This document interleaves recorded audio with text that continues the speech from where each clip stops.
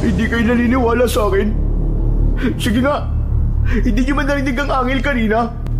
Siya yun! Ang aswang na nasa likuran ko kanina, siya ang umangil! Anak naman ng putya, oh. Wala nang katapusang kakauyan to, ah. Ito ba talaga ang labasan ng lugar na to? Parang panibagong panganib na naman ang haharapin natin sa lugar na to, eh. Lahat ng masasamang elemento ay nandito, Esther. Ang medalyon ko, kailanman, hindi pa to nagkamali. Bukod tanging ikaw lang ang hindi naniniwalang may aswang sa lugar na to. Kahit ilang beses na siya nagpaparamdam kanina. Wala na sila. Ang isipin mo yung sarili mo. Dahil iaalay na kita para sa aming Panginoon. Magandang araw po sa inyo, Sir Blair. Ganon din po sa inyong mga tagapakinig at taga-suporta sa inyong YouTube channel. Ako nga po pala si Fredo, 20 taong gulang at taga Lucena. Gusto ko lamang pong ibahagi sa inyo ang aming naging karanasan ng aking mga kaibigan nung kami ay nag-ride at nag-hiking sa isang bundok sa Kapalonga. Nabalitaan po namin na naghihimala raw po ang simbahan doon. Kaya naman naisipan namin na puntahan ang lugar na yon. Pero mas nanaig po ang kagustuhan kong umakyat sa bundok upang humanap ng halamang gamot para sa aking ina na may sakit. Bukod pa roon, ay sadyang mahilig po talaga ako sa mga adventure. Kaya lang, mayroon pong nangyari sa amin na nagdulot sa akin ng isang karnasang hinding-hindi ko makakalimutan. Ngunit bago ko po simulan ang aking istorya, nais ko lamang pong ipaalam na ang ilang bahagi ng lugar na aming pinuntahan ay sadya kong binago upang mapanatili ang katahimikan at kaligtasan ng lugar na yon. Ang pagkakatulad ng mga pangyayari ay maaaring hindi po sinasadya at wala po yung kaugnayan sa aking karanasan. Nagsimula po ang lahat sa aming paglalakbay. At ito ang aking kwento. Magandang araw po sa inyo, Sir Blair. Ganon din po sa inyong mga tagapakinig at taga-suporta sa inyong YouTube channel. Ako nga po pala, si Fredo. 20 taong gulang na po ako. Taga Lucena. Gusto ko lamang pong ibahagi sa inyo ang aming naging karanasan ng aking mga kaibigan. Noong kami ay nag-ride at nag-hiking sa isang bundok sa Kapalonga. Nabalitaan po namin na naghihimala daw po ang simbahan doon. Kaya naisipan namin na puntahan ang lugar na yon. Pero mas nanaig po ang kagustuhan kong umakyat sa bundok upang humanap ng halamang gamot para sa aking inang may sakit. Bukod pa roon, ay sadyang mahilig po talaga ako sa mga adventure. Kaya lang, meron pong nangyari sa amin na nagdulot sa akin ng isang karanasang hinding-hindi ko makakalimutan. Ngunit bago ko po simulan ang aking istorya, nais ko lamang pong ipaalam na ang ilang mga bahagi ng lugar na aming pinuntahan ay sadya ko pong binago upang mapanatili ang katahimikan at kaligtasan ng lugar na yon. Ang pagkakatulad ng mga pangyayari ay maaaring hindi sinasadya at wala po yung kaugnayan sa aking naging karanasan. Nagsimula po ang lahat sa aming paglalakbay. At ito ang aking kwento. Maaga pa lang ng araw na yon ay abala na kami sa paghahanda. Nagdala kami ng mga damit, bag, lubid at flashlight. Hindi na kami nagdala ng pagkain dahil marami naman kaming madadaan ng karinderya sa aming pupuntahan. Ayos naman ang naging biyahe namin sakay ng aming motor. 4 kaming magkakasama at si Esther ang nangunguna sa amin dahil ayon sa kanya ay taga roon siya. Nagbago ang aming pakiramdam nang sumapit na kami sa malaking kuweba. Tama pa bang dinadaanan natin? Eh di ba? Ito naman na nakalagay sa mapa natin. Pasensya na talaga kayo Hindi ko masyadong kabisado ang lugar. Umaasa lang din ako sa mapa na ibinigay ng matandang na pagtanungan natin. Ano ba? Tama na nga yung kakahingi mo ng pasensya. Hindi naman tayo maliligaw dahil may mapa tayo eh. Kaya lang naman kayo nagkakaganyan ay dahil nakakatakot ang itsura ng kuweba. Tama si Roland. Wala nang atrasan to at wala nang sisiyan. Kaya mabuti pa, pumasok na tayo sa loob. Pasensya na talaga kayo guys. Ang tungkol lang sa kuweban to ang nalalaman ko eh. Ayos na yun. Sige, tara na. Pumasok na tayo. Pagpasok namin sa loob ng kuweba, ay natuwa na ako sa itsura ng pader nito. Nawala ang kaba na nararamdaman ko. Napansin ko na maraming letra ang nakasulat doon na ayon kay Esther ay makasaysayan daw yun dahil doon daw nagtago ang mga rebelding Pilipino na lumaban sa mga Kastila. Dahil sa kanyang mga istorya, mas lalo akong ginanahan na pasukin ng kuweba at alamin pa ang ibang kasaysayan na nangyari sa lugar na yon. Ang galing no? Inaalagaan talaga nila ang lugar na to. Teka. May kasabihan kami sa lugar namin na kapag makasaysayan ng kuweba, kailangan magsindiraw ng kandila sa loob nito para sa mga kaluluwa na nakulong sa kuweba. Sus, tumigil ka nga, Roland. Paano ka naman magsisindi ng kandila kung wala ka naman dala, di ba? Hoy, meron akong dala no? Boy Scout yata ako. Sus, nagyabang na naman si Payatot. Hay nako, inggit ka lang tamatyoy. Dahil palagi kang walang daladalang armas at umaasa ka lang sa hingi. Hoy, tama na nga yung asaran yung dalawa. Baka mamaya kung saan pa mapunta ang usapan nyo eh. Hindi ko na napigilan si Roland nang halongkatin niya ang kanyang bag. Mula sa loob ay inilabas niya ang kandila sa kasinindihan at iniligay yon sa saig ng kuweba.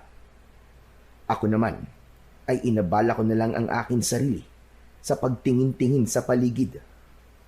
Pagkatapos na maglagay ng kandila si Roland, ay nakita ko na marami pang mga nakaukit na salita sa pader. Pero dahil gusto na naming makarating sa kabila ng kuweba, nagsimula na ulit kaming maglakad-lakad. Habang nasa kalagitnaan kami ng paglalakad, ay biglang nag-alala si Soren. Teka, wala ba talagang ibang daan? Ang dilim naman dito. Hoy, lalaking hipad. May battery ang flashlight mo, di ba? Bakit hindi mo gamitin? Baka naman itabi mo lang yan.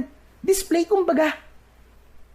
Hoy, tigilan mo na nga ako sa puntong bikol mo Hindi ka na taga rito, matagal na. Kaya huwag kang umasta, nabilong ka pa rin dito. At para sa kaalaman mo, hindi yun ang tinutukoy ko, kundi ang itsura ng kuweba. Oo, tama na yan, Soren. Bakit ba lahat na lang pinakikialaman mo sa kanila? Manahimik ka na nga lang muna. Baka mamaya pagsimulan na naman yan ang pag-aaway nyo Ay nako, ako na naman ang nakita. Kasi, papansin ka. Ay nako, kahit kailan talaga ang iingay nyo. Tama na nga yung pagtatalo nyo. Kaya tayo natatagalan dahil reklamo kayo ng reklamo. At sa akin lang naman, madilim yung daan Pinahaba niyo pa ang usapan Tsaka, hindi naman yun ang nireklamo ko Hindi lang talaga ako mapalagay sa itsura ng loob ng kuweba. Bakit? Natatakot ka ba? Iniisip mo ba? Nakagaya to sa mga napapanood mo tungkol sa masasamang nilalang? Ay nako, Soren. Habang maaga pa, tigil-tigilan mo na yan. Mas lalo ka lang matatakot Hindi ako nag-iisip ng ganung bagay. At sa akin lang naman, baka pwede lang naman nating ikutan. Wala ba talagang ibang daan? Pero, hindi na tayo pwedeng bumalik May paniniwala kasi ang matatanda na kapag pumasok ka na sa sagradong kuweba, hindi ka na maaaring bumalik. Kasi humihigop raw yun ng masasamang enerhiya na sasama sa'yo hanggang sa pag-uwi. Roland, pwede ba? Alam niyo naman na matatakotin ako Kaya konting hinay-hinay naman sa pagsasalita. Soren, sumama ka rito dahil gusto mo at alam mo na nakakatakot ang lugar na pupuntahan natin. Hindi pwedeng kami ang mag-adjust sa'yo, pambira. Dapat matutunan mo rin kung paano maging matapang. Ganito na lang, Soren. Huwag na lang tayo maghiwalay sa paglalakad, okay? Ayos na ba yon? Sige. Basta walang takutan, ha? Si Zoren ang matatakutin sa aming magkakaibigan. Si Roland naman ay maraming paniniwala sa buhay tungkol sa mga masasamang elemento. Ngunit mapagpahalaga sa kalikasan. Siya rin ang pinakabata sa aming grupo. Si Esther, tahimik siya, may pagka-misteryosa, pero maalalahanin sa barkada. Siya ang nag-iisang babae sa aming magkakaibigan. Nagkasundo na kaming pasukin ng kuweba habang dala ko ang mapa na nanggaling kay Esther. Pagsapit namin sa loob habang hawak ang flashlight, pakiramdam ko, palalim ng palalim ang pinapasok namin. Teka, sandali lang. Parang malalim ng kuwebang to, guys. Sigurado ba kayo sa pinapasok natin? Parang nahawa na rin ako kay Soren eh. Sigurado. Basta diretso lang.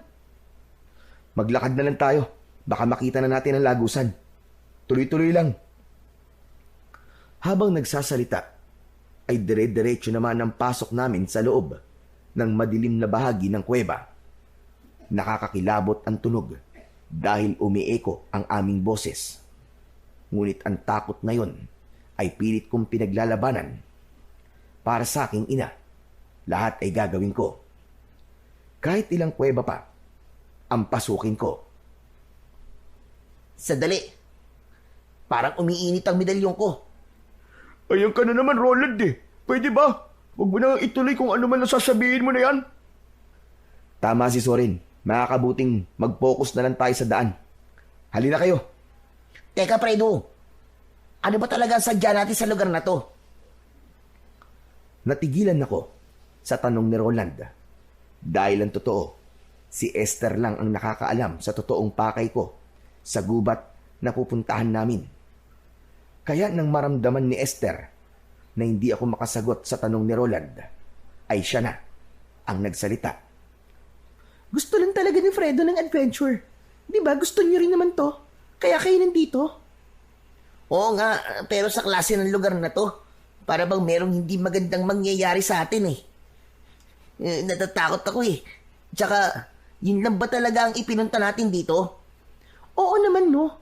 Ano pa ba sa palagay mo ang ibang dahilan? Ay naku, tama na nga yan. Umalis na lang tayo rito. Nagtanong lang naman ako eh. Wala namang masama sa tanong ko ah. Total, may tiwala naman ako sa inyo eh. Siguro naman, walang mangyayaring masama sa atin sa lugar na pupuntahan natin, di ba? Bigla akong nakonsensya sa sinabing yun ni Roland. Hindi ko tuloy maiwasan ang hindi mag-alala. Pagsapit namin sa gitnang bahagi ng kuweba, biglang sabay-sabay na nawala ang liwanag sa ilaw ng aming flashlight. Dahil doon ay nagsimula na kaming matakot. Roland? Esther? Fredo? Asa na kayo? Huwag ka mag-alala, Soren. Nandito lang kami sa tabi mo. Huwag kayong matakot, guys. Sipatin na lang natin ang konting liwanag na makikita natin. Sige, sabay-sabay tayong hahakbang. Dahan-dahan lang. Pero masyadong madilim eh. Wala akong makita eh. Kahit na anong gawin namin pagbukas ng ilaw, ay hindi na gumana ang mga yon. Ang mahalaga na lamang ay mahigpit kong hawak ang mapa. Ako ang nauna sa paglalakad, habang kinakapa ng aking paa ang mabatong sahig ng kuweba, habang ang aking mga braso naman ay nakataas. Panay ang wasiwas ng aking mga kamay sa paligid. Fredo, sigurado ka pa ba sa dinadaanan natin? Oo. Hindi ba't ito rin naman ang sinabi sa atin na napagtanungan natin kanina? Tsaka kalma lang. Makakalabas din tayo rito. Diyos ko naman. Huwag na nga kayo magsalita. Kayo na pa tumatayo mga balahibo ko sa katawan eh. Awat na, pwede ba? Tahimik na lang. Ako ha, Nahihiwagaan na ako sa pagiging matatakotin mo, Zoren. Ano ka ba? Bakla? Bakla ka dyan. Dalawa nga nobya ko eh. Sus, baka palusot mo lang yun, no? Para hindi ka paghinalaan na bading. Habang nag-aasaran, sina Zoren at Esther ay bigla kaming nakarinig ng malakas na pag-angil sa hulihan ng aming daan. At sa pagkakataong yon, biglang sumindirin ng ilaw ng aming flashlight.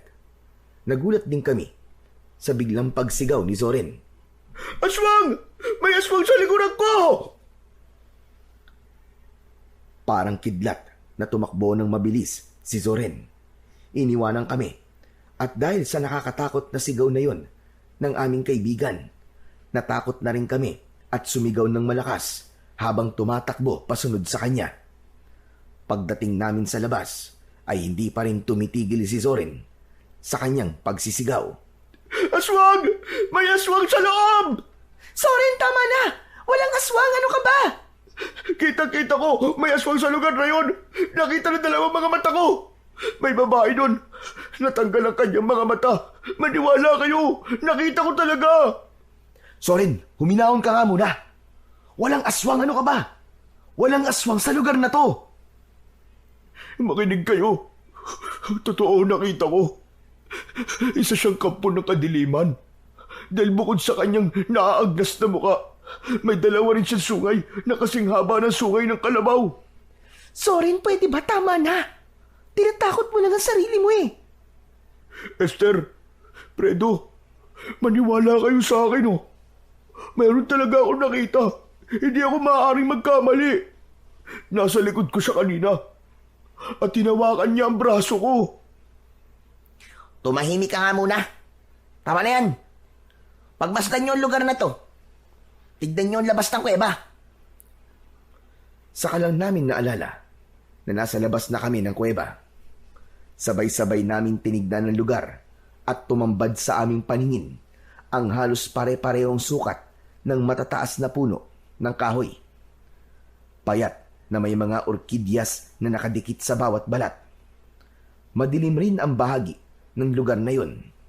Ngunit ang mas nakakatakot sa lugar ay ang larawan na nakaukit sa pader ng kuweba. Isang nilalang na ulo ng kalabaw, pero tao ang muka. Nagkatinginan kami ni Esther dahil tugmayon sa itsura na sinasabi sa amin ni Zoren. Si Esther ang bumasag ng aming katahimikan. Ah, alam ko na. Kaya ka nagsasabing may aswang, baka nakita mo lang ang mga larawan na yan. Panakot lang yan sa daga, no? Para hindi nila sirain ang alay ng mga tao na pumupunta sa kuweban to. Tsaka, hindi yan totoong aswang. Iginuhit lang yan talaga sa pader. Hindi kayo naniniwala sa akin? Sige nga. Hindi niyo man narinig ang angel kanina? Siya yun. Ang aswang na nasa likuran ko kanina. Siya ang umangil. Parang gusto ko na rin maniwala kay Zoren.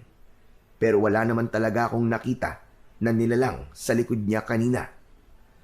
Kaya hindi ko na napigilan ang hindi magtanong kay Esther. Bilang pagpapanatag ng loob naming lahat. Teka, ano bang klaseng lugar to, Esther? Bakit dito tayo napunta? Eh di ba ang sabi ng matanda? Ilog ang kabila ng kuweba. Oo nga, pero bakit kakawian na nandito? Malayo sa itsura ng mapa. Sinasabi ko sa inyo, may mali talaga sa lugar na to. Pwede ba tumahimik ka muna, Zoren? Pati ako naguguluhan na rin sa'yo eh. Paano kung tatahimik, Fredo? Sige nga. Ikaw ang nagdala sa amin dito, di ba? Kayong dalawa ni Esther na nagplano nito. Tama na nga, Zoren. Huwag muna tayo mag-isip ng kung ano-ano sa lugar na to.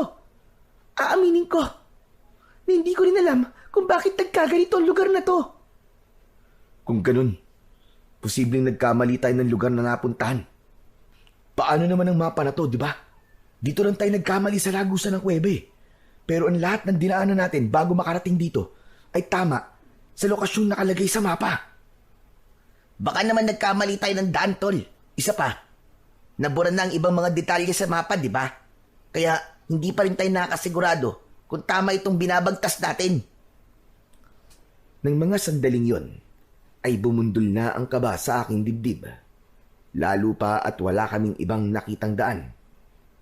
Panay puno ang nakaharang sa aming harapan.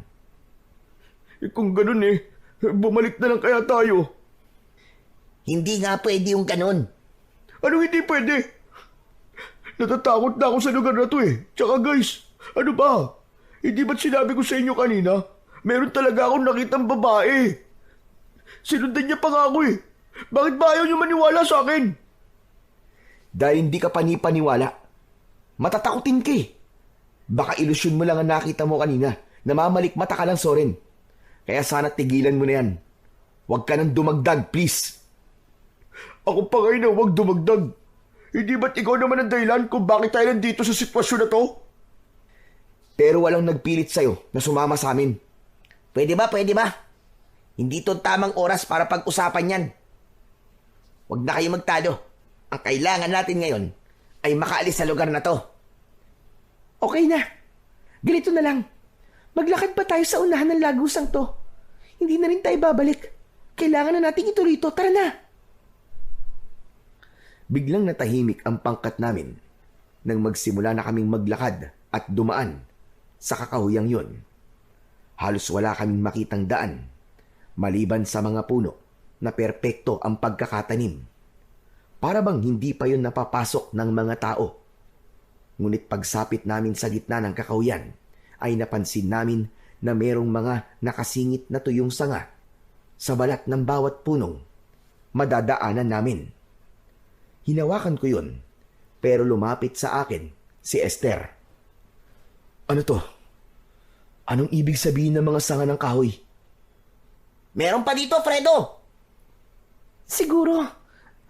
Siguro mga markers yan ng mga taong unang umakit sa bundok na to. Kung sa bagay, ginagawa ko rin yun kapag hindi ako sigurado sa lugar. Palatandaan yan para hindi ka maligaw. Ang ibig sabihin, tama ang sinusundan nating daan sa mapa. Baka masyado lang talaga tayo nagpapa-apekto sa mga sinasabi ni Soren Kaya tayo nag-iisip ng kakaiba Saglit kaming tumigil sa paglalakad at inilinga namin ang aming paningin sa paligid. Sinubukan ko na baka meron akong makitang halamang gamot na makapagpapagaling sa sakit ni nanay. Ang sabi ng matanda na napagtanungan kasi namin, ang kakaibang turmeric o luyang dilaw ay may mabisang gamot sa kanser. Ngunit ang turmeric na hinahanap namin ay kadalasan na tumutubo sa gitna ng kagubatan. Tuloy lang tayo, guys. Nandito na rin naman tayo Wala nang atrasan to. Hindi ba't ganito naman talaga ang adventure? Naunang naglakad si Esther. Kasunod, ang dalawa na panay ang hampas ng kahoy sa mga halaman na nadadaanan namin. Samantalang ako naman ay pinagmasdang mabuti ang bawat palatandaan na nakikita ko sa katawan ng bawat puno. Saka ako sumunod sa kanila habang panay ang linga sa paligid. Teka, sandali lang. Kung marker ng mga hiker ang mga nasa sanga na yan, bakit halos lahat ng puno ay merong marker? Oo nga, no? Mukhang hindi marker ang mga yan, Esther. Lumapit si Esther sa mga puno at nag-aalalang napatingin sa aming tatlo. Pasensya na kayo. Hindi rin ako sigurado sa nakikita natin Ano? Ang ibig mo sabihin hindi ka na sigurado sa daan natin? Oo Pasensya na. Lintik na! Yan ang nga ba ang sinasabi ko Bakit hindi mo naman kagad sinabi? Teka. Hindi ba't nanggaling na tayo rito kanina? Kaya nakita na naman natin ang mga palatandaan na yan. Saka lamang namin napansin na tama nga ang sinabi ni Roland. Kaya bumalot na ang takot sa aming dibdib. Esther, paano mo ipapaliwanag to? Hindi na tayo sigurado sa lugar na to. Hindi na nga natin makita ang daan pabalik sa kuweba Diyos ko naman, paulit-ulit kayo. Di ba sabi ko, hindi na ako sigurado sa daan na to. Ang kulit nyo naman Natatakot na rin ako, guys. Tsaka, wag na kayong magalit sa akin. Kasama nyo naman ako maliligaw, di ba? Hindi ko alam kung magagalit ba ako o maiinis sa katwiran na yon ni Esther. Pero kahit na anong sabihin namin at gawin, ako pa rin ang may kasalanan dahil ako ang totoong dahilan kung bakit kami nalagay sa sitwasyon na yon.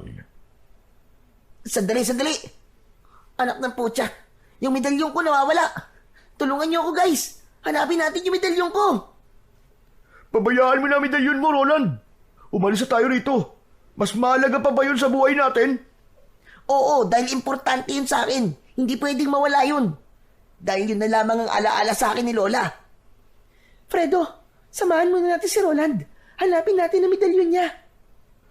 Kung sa bagay, baka nahulog lamang yun sa kung saan. Kung marami tayong maghahanap sa medalyon, mabilis natin yung makikita.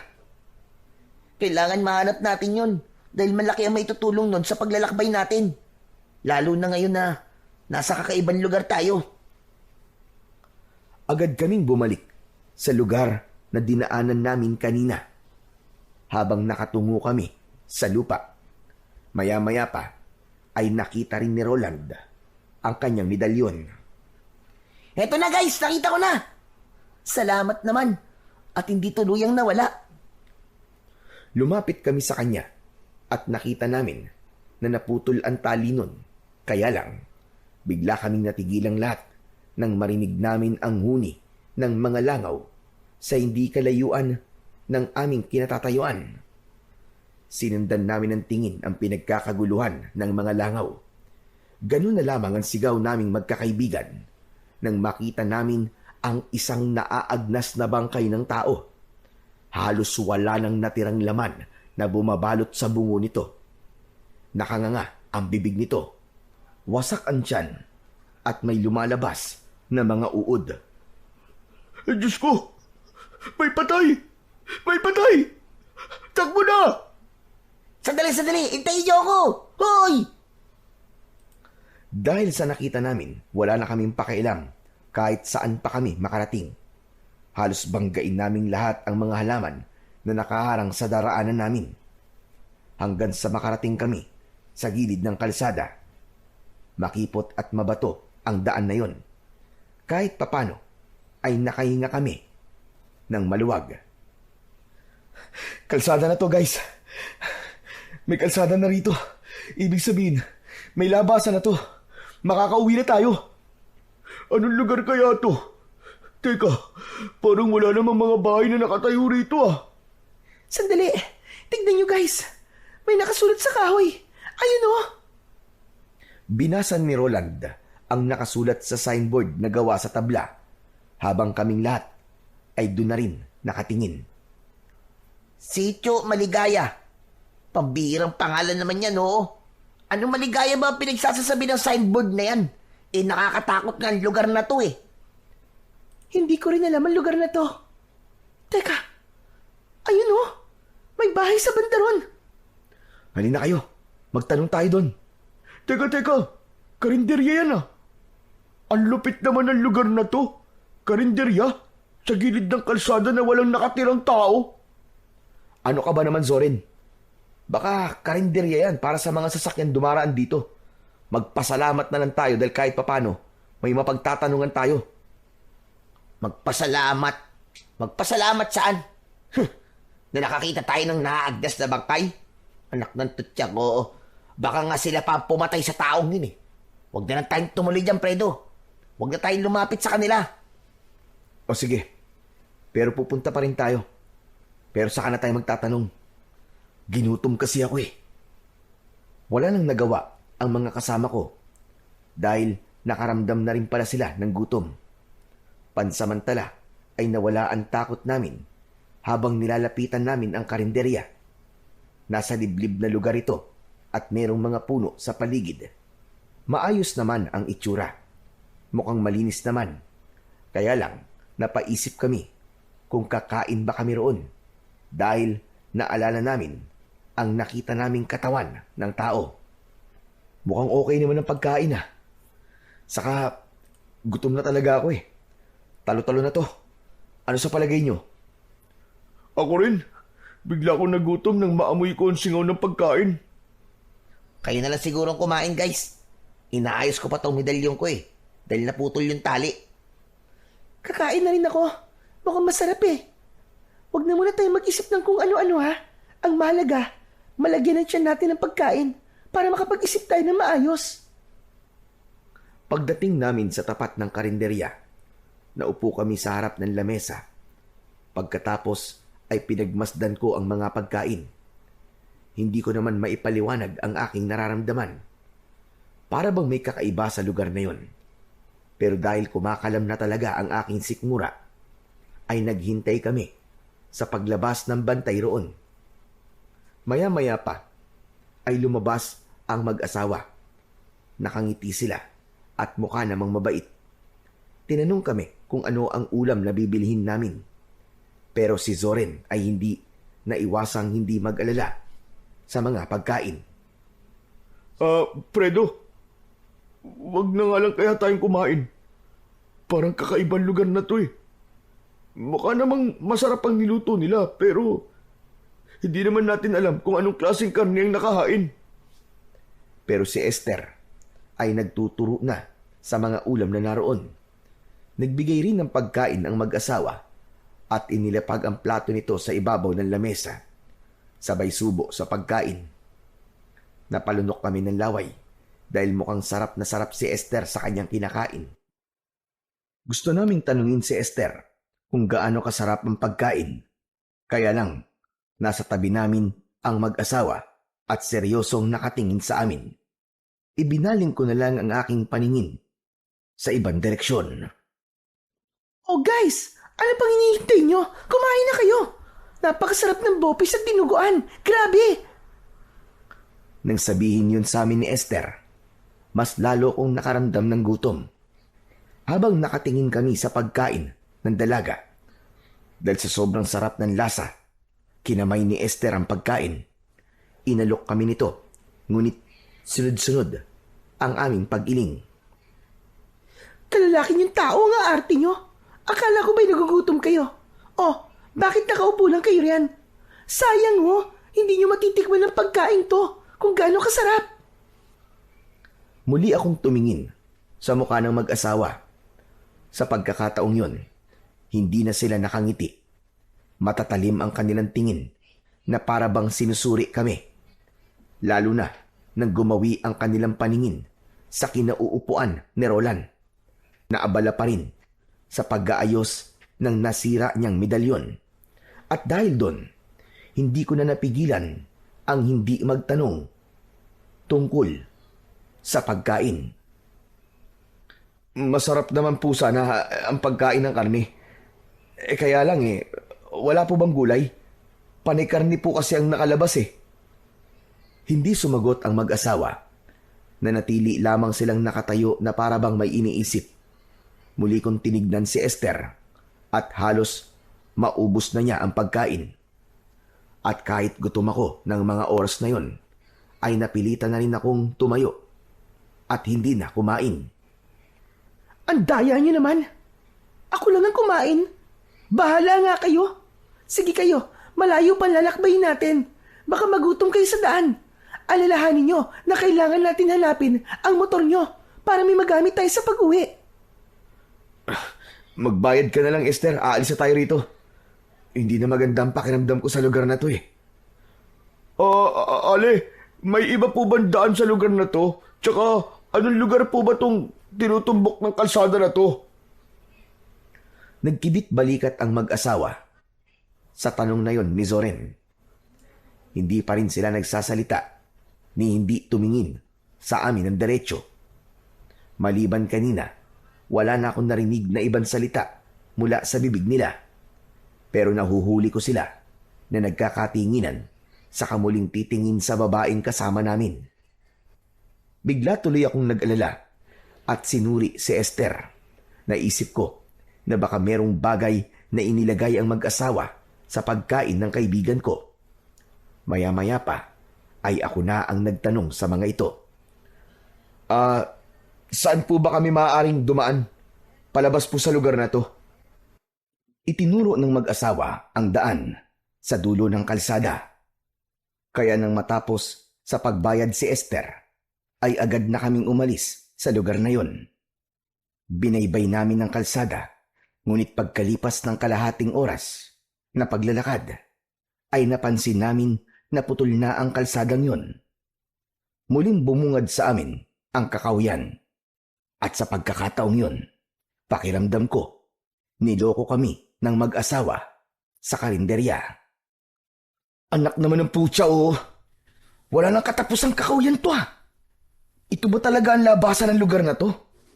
Parang panibagong panganib na naman ang haharapin natin sa lugar na to, eh.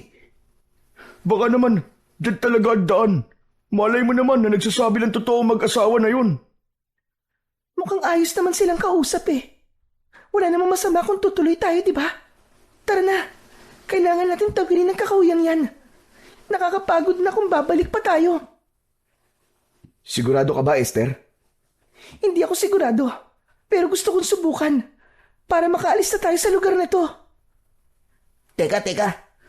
Bumalik na lang kaya tayo. Ano? Seryoso ka ba, Roland? Hindi na. Kailangan natin sumugal sa daan na to. Mas mahihirapan tayo kapag inabutan tayo ng pagdilim sa daan.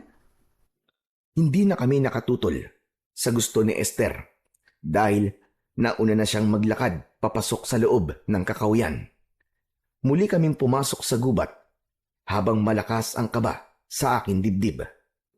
Habang naglalakad kami, ay biglang bumuhos ang malakas na ulan.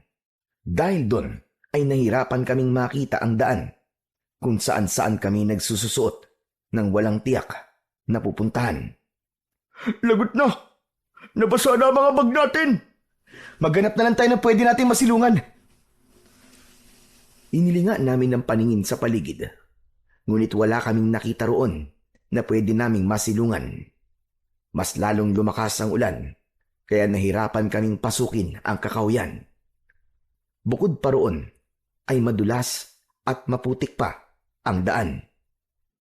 Maglakad pa tayo, guys. Baka may makita tayong bahay sa lugar na to na pwede nating hingan ng tulong.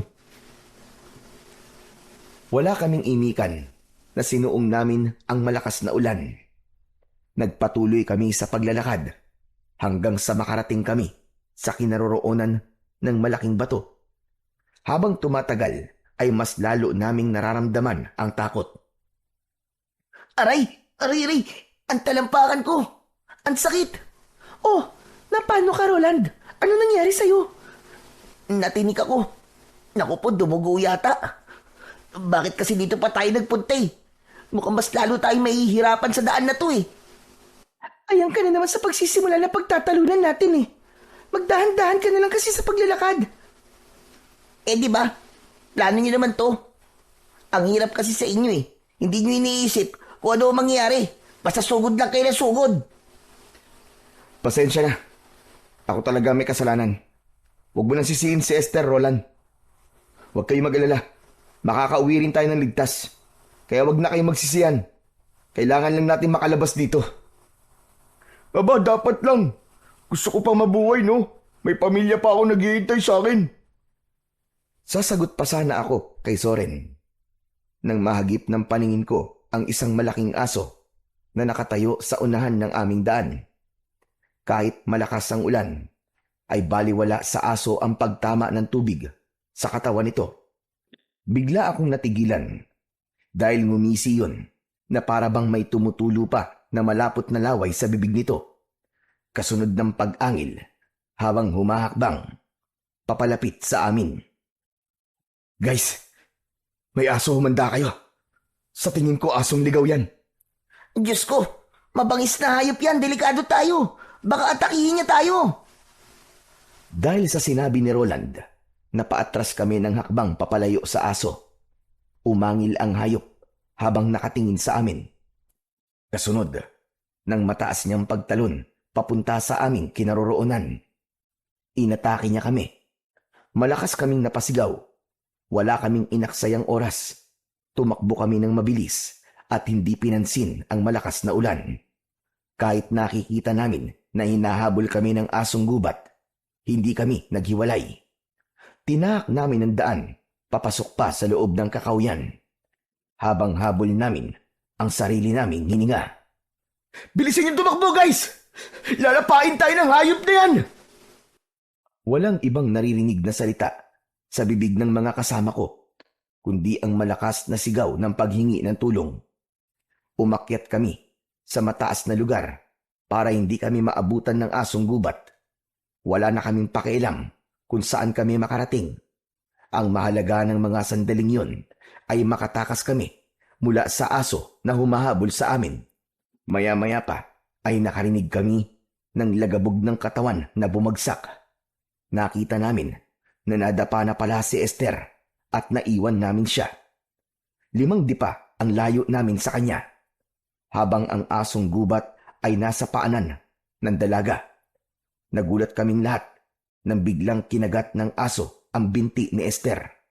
Napasigaw siya sa labis na sakit, habang ang hayop ay iwinawasiwas ang ulo habang hinihila si Esther palayo sa amin. Nakita ko na may kahoy sa tapat ko. Kinuha ko yun at sinugod ang aso. Tinamaan ko ito sa ulo. Hindi ko siya tinigilan, kaya nabitiwan niya ang binti ni Esther. Soren, hilahin mo si Esther! Ilayo mo siya rito, dali! Agad na hinila ni Soren ang dalaga palayo sa asong gubat. Hinarap kong muli ang aso. Isang pagpalo ulit sa mukha nito ang ginawa ko. Bumagsak ito sa lupa, ngunit mabilis na nakabangon. Sa pagtayo ng asong gubat, bigla itong tumakbo papalayo sa aming kinaroroonan. Saka naglaho sa madilim na bahagi ng kakawyan. Nang wala na ito, saka lang ako nakahinga ng maluwag habang hawak pa rin ang kahoy. Humihingal na sinulyapan ko si Esther. Kita ko na bumubulwak ang dugo niya sa binti. Kaya naman, nilapitan ko siya at sinuri ang kanyang sugat. Esther, ano? Ayos ka lang ba?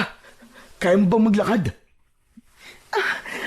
Malalim ang pagkakabao ng pangil ng aso na yun sa binti ko. Masakit. Parang hindi ko kaya maglakad. Teka, sandali. Kailangan matalian ang sugat niya nang mapigilan ang pagdurugo. Sige, punitin mo ang laylayan ng damit mo, saka itali sa kanyang sugat. Kailangan natin makahanap ng tulong. Pero, paano, Fredo? Malakas pa rin ang ulan, oh. At halos nahihirapan tayong makaalis sa lugar na to dahil madulas din ang daan. Ayan, okay na. Natalian ko ng sugat mo, Esther. Ang kailangan na lang natin gawin ay maghanap ng masisilungan. Pero, ang sakit pa rin ng binti ko. Hindi ko kaya maglakad. Tiisin mo na muna, Esther. Kailangan na natin makalabas sa lugar na to eh. Aalalayan ka namin, kaya huwag ka mag-alala. Dapat siguro, dumito na lamang muna tayo.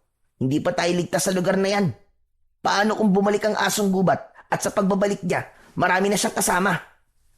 Nakakapag-alala. Hindi tayo makakausad dahil may sugat si Esther. Kung sa bagay may punto ka naman, ang hindi ko lang talaga maintindihan kung bakit ganun ang kilos ng asong yun. Parang hindi siya normal. Hindi kaya ang asong yun ang pumatay sa bangkay na nakita natin kanina? Siguro. Dahil talaga namang kumakain ng tao ang ganong klaseng hayop eh. Kaya kailangan natin mag-isip kung paano tayo makakaalis sa buwisit na lugar na to.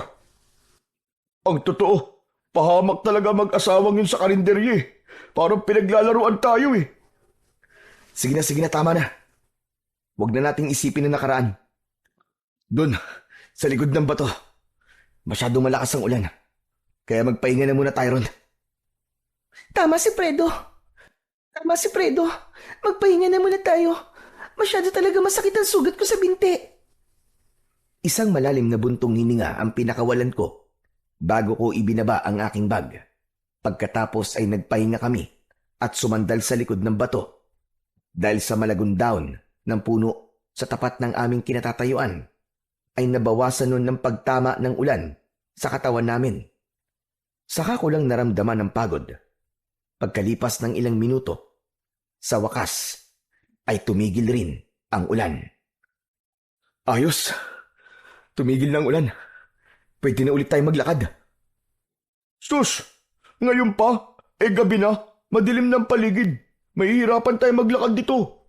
Kailangan din natin tipidin ang batin ng flashlight natin. Mas mahihirapan tayo kapag wala yun. Dito na lang tayo magpaabot ng umaga. Sinasabi mo bang dito tayo magpapalipas ng gabi? Kung ganun magtitiis tayo ng lamig. Eh ano pa nga ba? May pagpipilian pa ba tayo?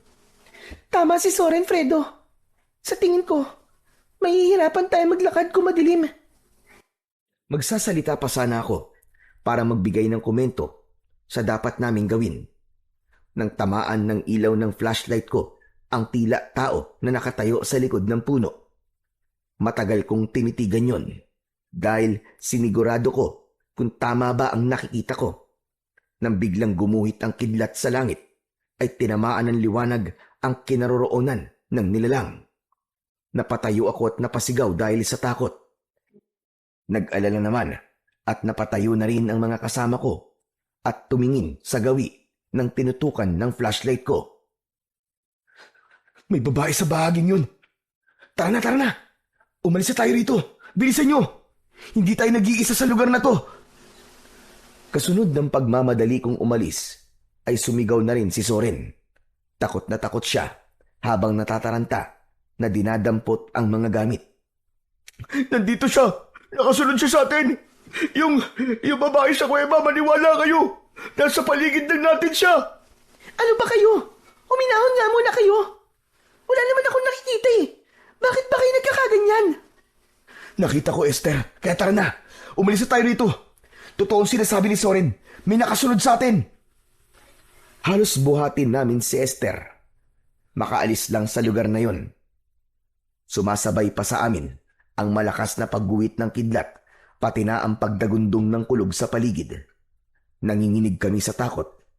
Habang si Roland naman, tahimik siyang nakasunod sa amin habang hawak niya ang medalyon. Panay ang linga niya sa amin at sa paligid. Umaasa kami sa liwanag ng aming flashlight. Nang mga oras na yon ay nagsisimula na akong magsisi. Lalo na nang makita ang paghihirap ng aking mga kaibigan. Ipinagdasal ko sa Panginoong Diyos na sana ay hindi niya kami pabayaan habang tinatahak namin ang daan at nakaalalay kami kay Esther. Narinig namin ang kaluskos sa paligid, pati na ang pag-angil ng hindi nakikitang nilalang. Halos mabingi kami sa tibok ng aming puso. Maya-maya pa, nagsalita si Roland. Baka sa mukha niya ang takot. Umiinit ang suot ko medalyon. May mga nilalang na nakasunod sa atin. Hindi lang siya nag-iisa. Kailangan natin bilisan, guys. Maghanap tayo ng kahoy na maaari nating gamitin laban sa kanila. Bilisan na natin ang paglalakad, Esther. Tiisin mo muna ang sakit. Hindi tayo maaaring manatili rito. Dahil sa pagmamadali namin at pagtago sa mga kakahuyan, nawala pansamantala ang pag-iinit ng medalyon ni Roland. Indikasyon yun na hindi na kami hinahabol ng nilalang. Kaya nang humantong kami sa isang bahagi ng gubat na merong malawak na damuhan, naisip namin na magpahinga. Ngunit kapansin-pansin na mas marami ang marker na nakadikit sa katawan ng mga puno. Saglit kaming natigilan nang makita ang mataas na puno ng balete. Nakakakilabot ang itsura nito dahil sa mga ugat nito na parabang naging tirahan ng mababangis na hayop. Pero dahil sa kalagayan namin, wala na kaming ibang pagpipilian, kundi ang umasa sa lugar na yon. Mas mapapadali kasi ang pagkilos namin dahil malinis doon. Bukod pa roon, kapag umulan ay hindi kami basta mababasa. Ibinaba namin ang aming bag, saka nagpalinga-linga sa paligid. Okay na, guys. Ligtas tayo sa lugar na to. Siguro naman, wala na nakasunod sa atin dito. Esther, gusto kong magtapat ka sa amin ng totoo. Ano ba talaga klaseng lugar to, ha? Bakit maraming mga aswang ang nagkalat sa paligid? Walang aswang o masamang elemento sa lugar na to. Nagtataka nga ako sa inyo eh. Kung bakit kayo lang nakakakita sa sinasabi niyong aswang o kaya naman ay nilalang. Oo, aaminin ko. Wala talaga akong alam sa lugar na to. Pero wala rin namang napapabalitang may aswang sa lugar na to. Pero paano mo ipapaliwanag ang aswang kanina, ha? At yung aso na umatake sa'yo? Wala nga akong nakitang aswang kanina. Bakit ba ang kulit nyo? At yung tungkol naman sa asong gubat na yun, normal lang yun na may ganong klaseng hayop sa gubat. Huwag nyo mabigyan ng dahilan ng mga nangyayari. Lahat ng masasamang elemento ay nandito, Esther. Ang medalyon ko. Kailanman, hindi pa to nagkamali. Bukod tanging ikaw lang ang hindi naniniwalang may aswang sa lugar na to. Kahit ilang beses na siya nagpaparamdam kanina. Nasaan nga? Nasaan nga sinasabi niyong aswang? Wala naman, di ba? Kung may aswang, di sana umatake na siya kanina. Kaya lang naman ako nanahimik sa mga pinagsasabi niyo dahil masakit na masakit ang binti ko. Kung ayaw mo sa amin maniwala, ikaw ang bahala. Roland, sa lugar ba na to, nararamdaman mo pa rin ang presensya ng aswang? Hindi na. Wala nang pag-iinit sa aking medalyon. Ngunit ang nakita natin na babae kanina, hindi ko alam kung anong uri siya ng elemento. Kaya hindi rin ako sigurado kung aswang ba siya o engkanto. Kung wala na, dito na tayo magpahinga. Napapagod na rin ako. Tsaka kung pwede, huwag na natin pag-usapan yon. Inilabas ko sa aking bag ang 2 tent. Pagkatapos namin na maikabit ang tent, ay nagpahinga na kami sa loob habang nakikiramdam sa paligid. Kinabukasan ay nagising kami sa isang malakas na sigaw ni Roland. Fredo! Fredo, bilisan nyo! Dali! Tingnan nyo! Halos magkakasabay kami na lumabas ng tent at tumambad sa aming paningin ang mga pugot na ulo ng mga tao na nakita naming nakatusok sa matutulis na kawayan. Pinilabutan kami ng gusto at bumundol ang kaba sa aming mga dibdib. Diyos ko! Ano to? Anak ng putya! Anong klaseng lugar to? Fredo, ayoko sanang takutin kayo pero sa tingin ko, isa itong sementeryo at ganyan silang maglibing ng mga taong namatay rito. Kung mga ulo lang yan, saan nila dinadala ang katawan nila? Diyos ko, nag-aalala na ako. Hindi ba't dapat alam mo to, Esther? Bakit wala kang sinabi sa amin tungkol dito, ha? Dahil hindi ko nga alam na may ganyan dito. Hindi niyo pa nga nasisigurado kung sementeryo nga to o hindi. Naniniwala kayo agad kay Roland eh. Hindi ako maaaring magkamali, Esther. Dati nang may naikwento sa akin ng lola ko. Tungkol sa kakaibang mga tao na naninirahan sa kagubatan. Hindi ko lang siya pinansin noon dahil katulad niyo. Hindi rin ako sa kanya naniniwala dati. Kung sementeryo nga to, sino ang mga yan? Katulad din kaya natin sila na umakyat sa gubat na to? Teka. Hindi kaya mga nakita natin kagabi na inakala nating aswang ay katulad lang din ng mga pugot na ulo na yan na basta na lang itinusok? Mahirap mag-isip at maginala sa bawat nakikita natin. Pero hanggat hindi tayo sigurado, hindi tayo maaaring maniwala na may aswang sa lugar na to. Baka naman, kagagawan lang yan ng mga tao sa isang tribo na merong ibang paniniwala. Anak naman ng putya, oo. Hindi yan basta biro lang o gawain ng mga tribo. Kahit papaano, may pagpapahalaga sila sa mga namatay. Maliban na lang kung pinatay talaga sila dahil nagkaroon sila ng kasalanan at pinarusahan lamang sila ng kamatayan. Diyan pwede pa. Baka paniwalaan ko pa. Puro ka hinala. Hindi hinala, Esther. Sapagkat ang lugar na to, nasisigurado kong kakaiba sa lahat ng ating mga napuntahan. Sana nga nagkamali lang ako. Pero kahit na kailan, walang matinong tao ang gagawa ng ganyan. Tama si Roland, Esther. Parang nagsasagawa ang mga nilalang na nakatira rito ng isang ritual. Hanggat hindi tayo sigurado, kailangan pa rin nating mag-ingat. Teka, mag-uusap na lang ba tayo rito o aalis? Tara na, umalis na tayo sa lugar na to. Fredo, umuwi na lang kasi tayo. Paano nga tayo uuwi, Soren? Anak ng putya naman oh. Hindi na nga natin mahanap ang daan palabas ng kakauyan eh. Ang mabuti pa, mag-empake na tayo ng mga gamit natin at simulan na rin natin maglakad. Sinimulan namin ang pagliligpit sa aming mga gamit. Pagkatapos ay umalis na kami sa lugar na yon. Naunang naglakad si Roland. Ilang minuto ang lumipas ay tumambad sa aming paningin ng isang ilog. Saglit kaming tumigil doon at uminom ng tubig. Nakakailang salok pa lang ako ng tubig ay bigla akong natigilan nang makita ang isang nilalang. Hindi ko maaninag kung babae ba siya o lalaki dahil may balabal siya na itim. Guys, may tao sa una ng ilog. Kanina pa siyang nakatingin sa atin. Lapitan natin siya. Magtanong tayo. Ha? Teka, nasan ba? Wala naman ako nakikita. Lahat kami ay napatingin sa una ng ilog. Ngunit wala na ang nilalang na nakita ko roon.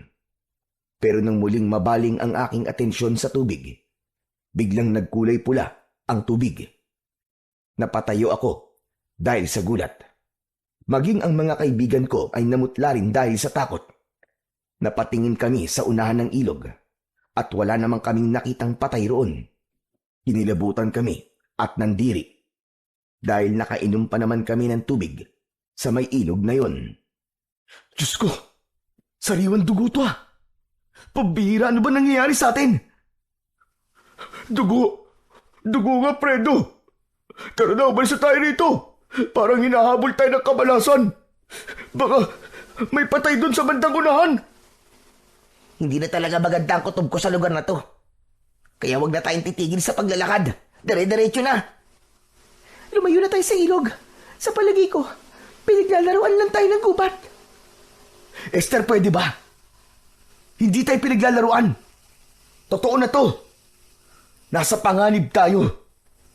Ngayon kung di ka pa rin naniniwala, bahala ka na sa buhay mo. Nakaawang ang bibig ni Esther nang sabihin ko yun. Hindi ko na naitago ang inis ko para kay Esther. Dahil kung hindi naman niya kami dinala sa lugar na yon, ay hindi kami mapapahamak. Bakit parang pakiramdam ko ay nagagalit ka na? At sino ba matutuwa? Huwag mo sanang kalimutan kung sino talaga ang nagpresenta ng lugar na to sa akin. Sinisisi mo ba ako? Dahil nakarating tayo rito? Huwag mo rin sanang kalimutan na may kasalanan ka rin dito, Fredo. Kaya wag lang akong sisisihin mo. Pwede ba? Wag na kayo magsisiyan. Pare-pareho naman kayo may kasalanan eh. Nadamay pa nga kami rito, di ba? Wala namang magbabago eh. Kahit magtalo pa kayong dalawa dyan. Saka lang ako natigilan at napasuntok sa halaman na nadaanan namin. Nagsimula ulit kaming maglakad na pilit binabaliwala ang itsura ng lugar. Pagkalipas ng ilang sandali, ay humantong na naman kami sa ilog. Ngunit sa pagkakataong yun, ay natigilan na ako. Hindi na ako sigurado sa lugar na pinupuntahan namin dahil ibinalik lang kami kung saan kami nanggaling kanina. Lintik na! Dito rin tayo nanggaling kanina! Oo nga. Diyos ko, paano na to? Dito na ba tayo mamamatay? Huwag ka magsalita ng ganyan, Soren. Patawarin niyo ako. Fredo, bakit? Hindi ko dapat kayo sinama rito. Hindi ko dapat isinugal ang mga buhay niyo. Umasa lang naman ako na makakakita ko ng gamot na pwede kay nanay. Ano sabi mo? Wala. Fredo, narinig ko. Narinig ko ang dahilan kung bakit tayo nandito. Fredo, anong ibig sabihin nito? Naglihim ka sa amin? Sabihin mo nga sa amin, Fredo. Narinig ko sinabi mo kanina. Kaya ba pinagpipilitan mo na pumunta tayo rito? Kahit halos mamatay na tayong lahat dito. Para yan sa gamot ng nanay mo. Para sa nanay mo. Soren, may sakit ang nanay ni Fredo. May taning na ang buhay ng nanay niya. Mas mauuna pa tayo mamatay nito eh. Kung ganon, alam mo rin, Esther. Alam niyong dalawa at nagplano kayo nang hindi namin alam. Soren, Roland, patawarin niyo ako. Hindi ko sinasadya na maglihim sa inyo. Alam niyo, kayong dalawa, makasarili kayo eh. Hindi kayo tunay na mga kaibigan. Tatanggapin ko mga sasabihin niyo. Dahil kasalanan ko naman eh. Ngunit para sa nanay ko, gagawin ko ang lahat. Mahanap lamang ang lunas sa sakit niya. Kung mamamatay siya, mamamatay siya. Kahit na anong gawin mo, hindi mo mapipigilan ang kamatayan niya. Bakit ganun? Bakit kailangan mo pa kaming idamay sa kalokohan mo? Soren, magdahan-dahan ka nga sa pagsasalita mo. Kaibigan natin si Fredo. Bakit mo sinasabi yan sa kanya? Kung kaibigan talaga ang turing niya sa amin, hindi siya magsisinungaling. Roland, pati ba naman ikaw? Ano? Ako na naman ang mali. Sige, sabihin niyo nga sa amin. Kaibigan pa ba namin kayo, ha?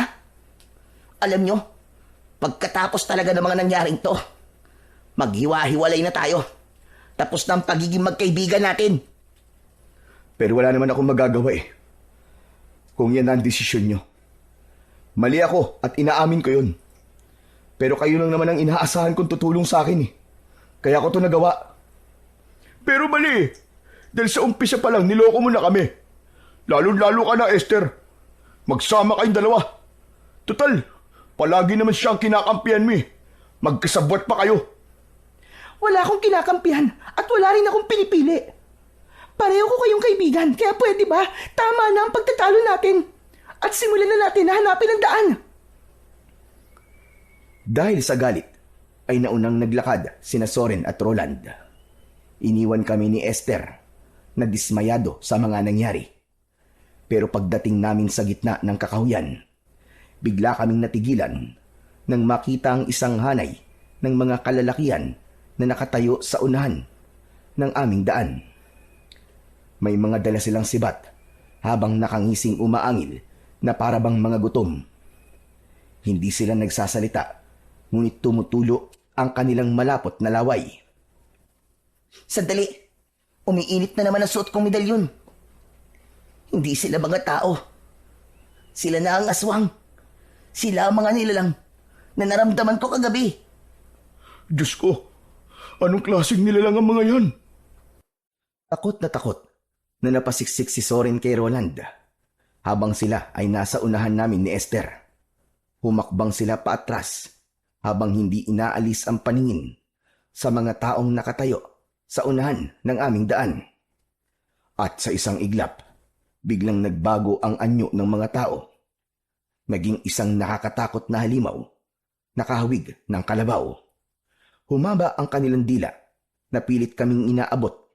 Dahil sa bilis ng pangyayari, wala na akong ibang nagawa, kundi ang tumakbo. Takbo! Takbo na! Halos magkakasabay kaming lahat sa pagtakbo, papalayo sa mga nilalang na humahabol sa amin. Lintik na! Wala namang katapusan to! Doon, sa gawing yun! Doon tayo magpunta! Bilisan nyo! Dahil sa pagmamadali naming makatakas, ay hindi na namin namalayan kung saan nawala si Esther. Nakalimutan ko, nahirap pala siyang tumakbo dahil sa sugat niya sa binti. Roland, Soren! Si Esther nawawala! Anak ng putya! Nasa si Esther! Hindi kami makabalik dahil malapit na kaming abutan ng mga aswang na humahabol sa amin. Si Esther! Balikan natin siya! Habang tumatakbo kami, ay biglang nanigas ang aming binti. Hindi namin maigalaw na parabang may malakas na puwersang pumipigil sa aming katawan. Roland! Hindi ko maigalaw ang katawan ko! Tulungan niyo ako! Ako rin, Fredo! Parang may bumabalot na malakas na puwersa sa katawan ko! Nakita ko rin si Zorin na hindi na rin nakakaalis sa kinatatayuan. Maya-maya pa ay dumating na ang mga aswang. Pinalibutan nila kami. Nakikiusap kami. Huwag niyo kami sasaktan. Wala kaming ginagawa masama sa inyo. Pakiusap. Imbis na magsalita, ay umangil ang nasa unahan ng hanay. Lumapit siya sa amin at pinahaba ang dila, saka idinikit yun sa aming pisngi. Nanginginig kami sa takot, pero pilit kaming nagpupumiglas. Si Roland ang hindi nila malapitan dahil sa suot niyang medalyon. Pero kaming dalawa ni Zorin, pinagkakaguluhan kami ng mga aswang na parabang ngayon lang sila nakakita ng tao. Lumayo ka! Lumayo ka sa akin! Ngunit hindi sila nakinig sa aming mga pakiusap. Isang malakas na suntok ang tumama sa aking tiyan at kahit gusto kong hawakan ang aking tiyan, ay hindi ko yun magawa. Tama na! Huwag niyo saktan ang mga kaibigan ko! Sino ba kayo? Bakit niyo ba kami ginaganito? Maawa naman kayo! Umalingaw ang hiyawan na para bang mga huni ng kwago habang pinagtutulungan kaming bugbugin ng mga ito. Nang mga sandaling yon, iniisip ko na yun na ang katapusan namin. Kaya wala na akong nagawa kundi ang humingi ng tawad sa mga kaibigan ko. Patawarin niyo ako. Patawad. Dahil dinala ko kayo rito. Patawarin niyo ako. Sa muling paglapat ng suntok ng aswang sa aking katawan, ramdam na ramdam ko ang sakit. Maya-maya pa ay biglang nagsalita si Roland. Malakas yun na sinabayan ng malakas na ihip ng hangin. Tinatawagan ko ang kapangyarihan ng medalyon! Sumanib ka sa amin upang makawala sa itim na kapangyarihang bumabalot sa aming katawan! Lahat ng biktimang namatay sa gubat na to, tinatawag ko kayo! Itaboy niyo silang lahat! Isang mas malakas na pag-ihip ng hangin ang humampas sa aming katawan. Kasunod ng pagtataboy sa mga aswang. Pilit nila kaming inaabot, ngunit bigo sila na mahawakan kami.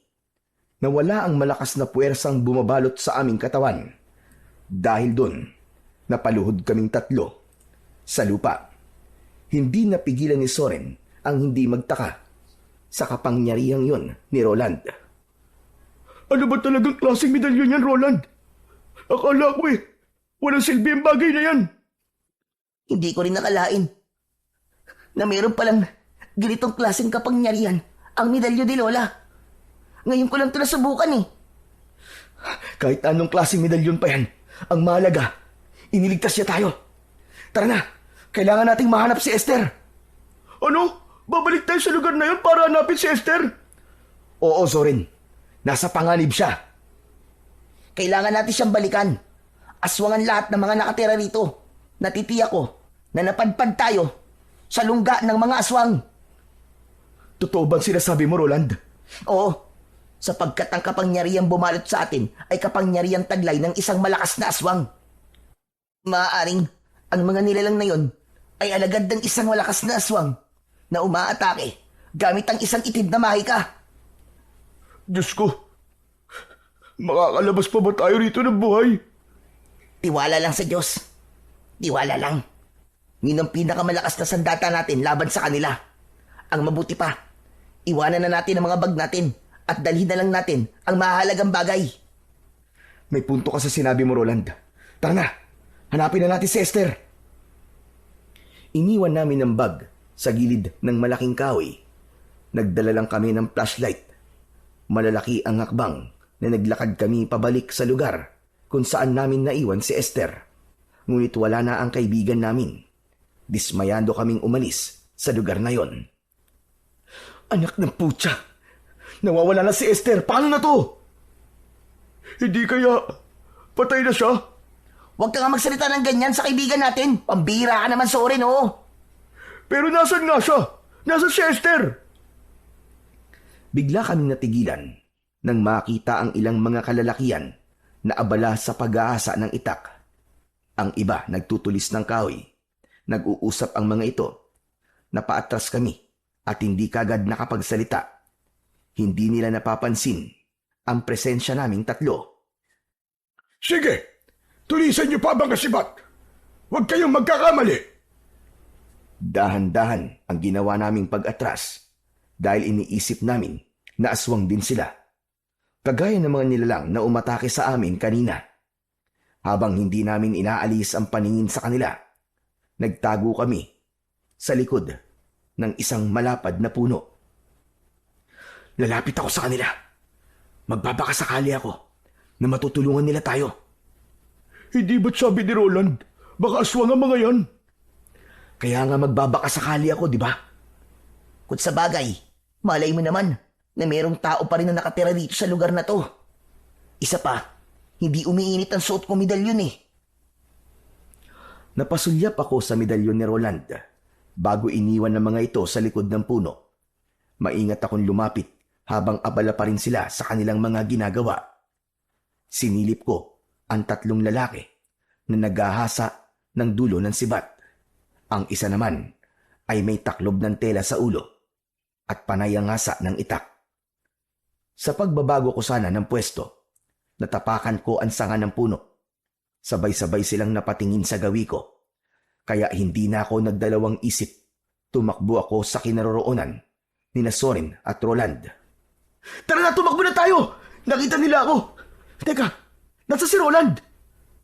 Fredo, biglang nawala si Roland eh. Ha? Nasaan siya? Saan siya nagpunta?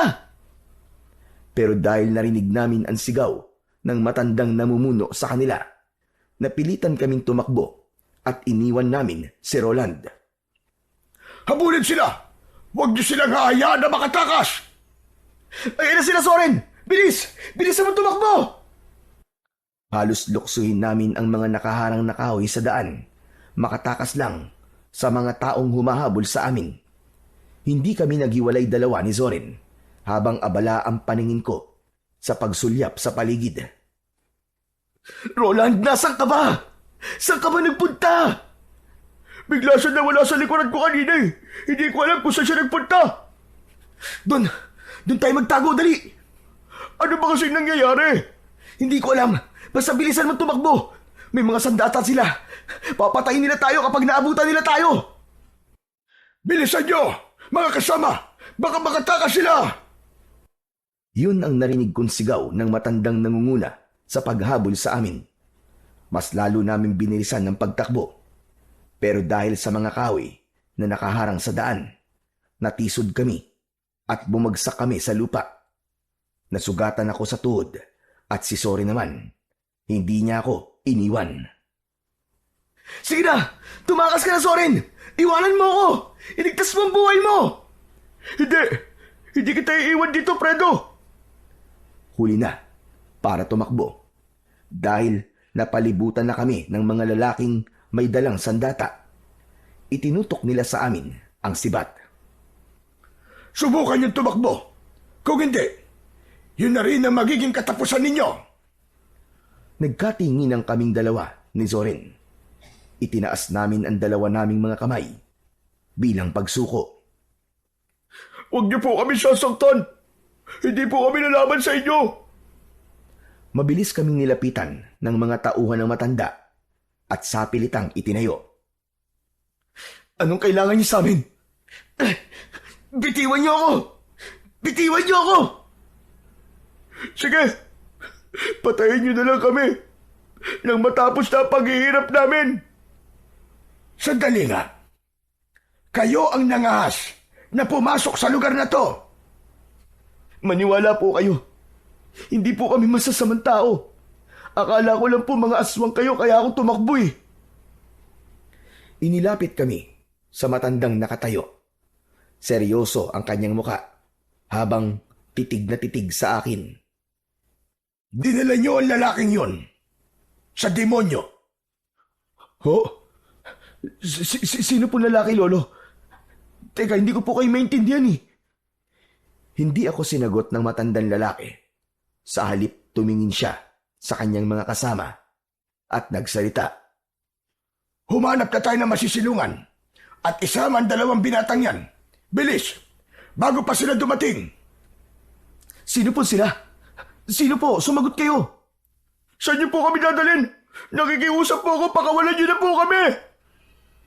Lo, hindi po kami masamang tao, maniwala po kayo. Hindi po namin alam kung ano po sinasabi niyo eh.